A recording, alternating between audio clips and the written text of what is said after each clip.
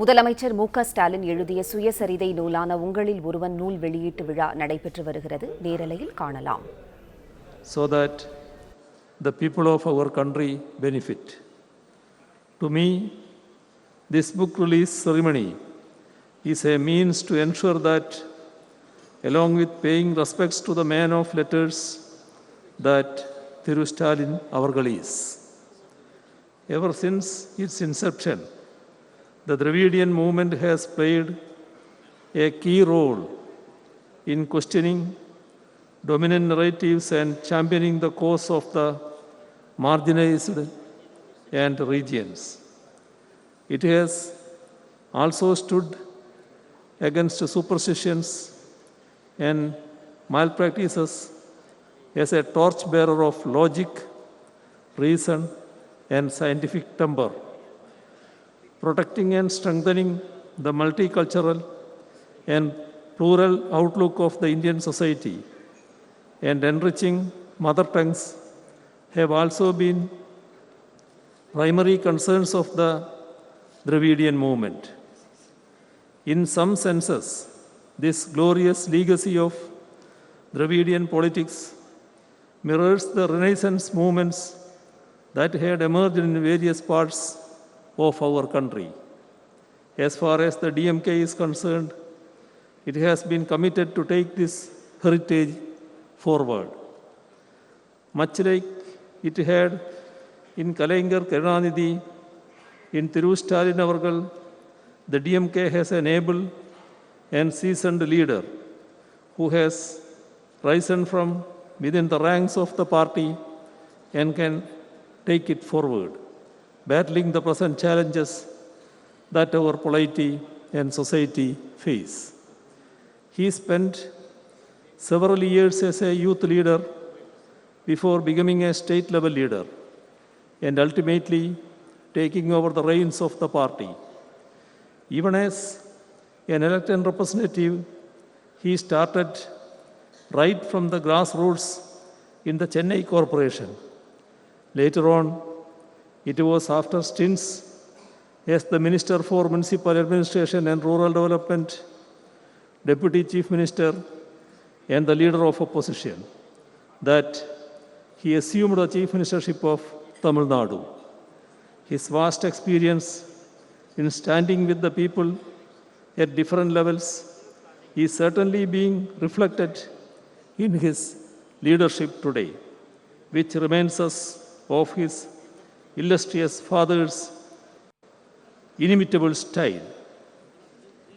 Thiru Stalin Avargal is one among the first in the country who stands up in defense of federalism whenever it comes under attack.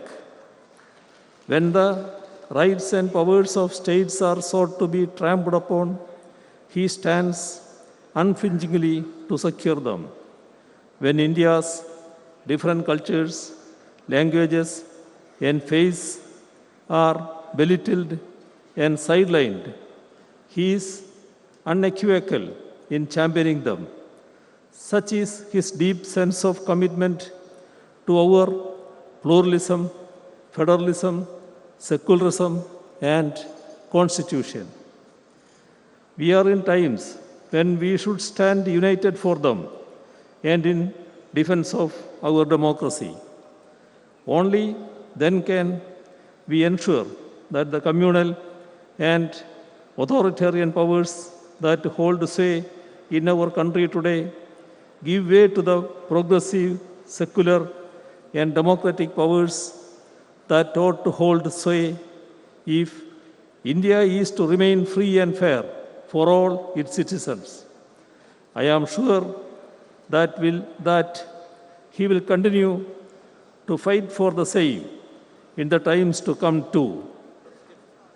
Both Thiru Stalin Avargal and I had been imprisoned under draconian laws and tortured during the emergency.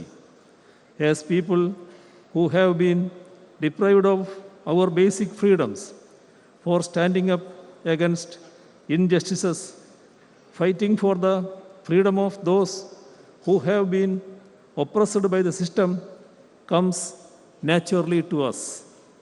This has been reflected in his interventions for the backward communities and students.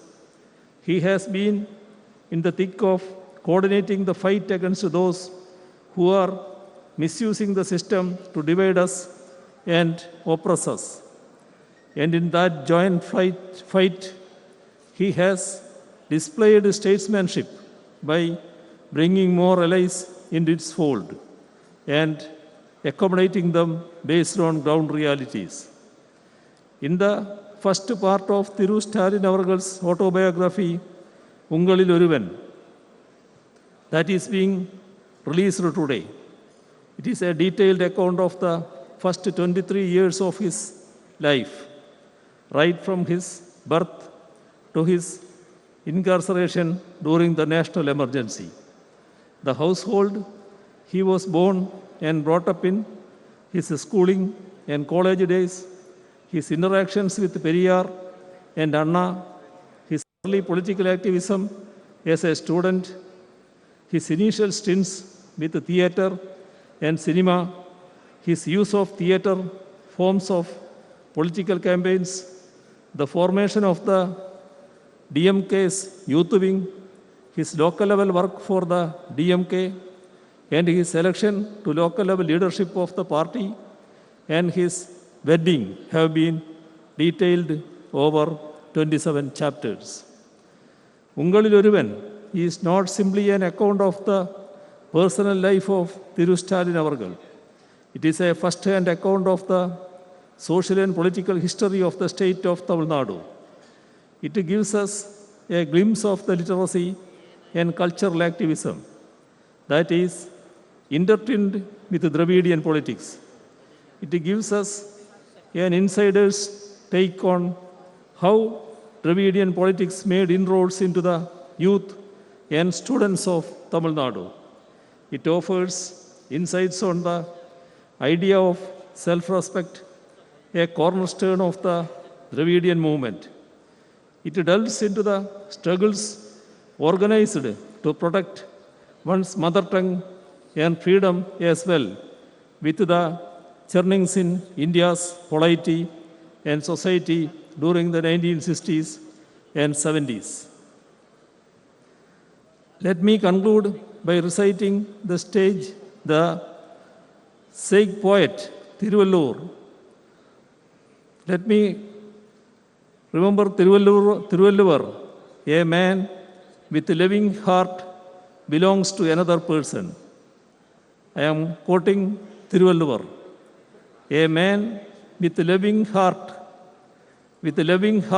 belongs to another person. Love allows him to extend life beyond its limits.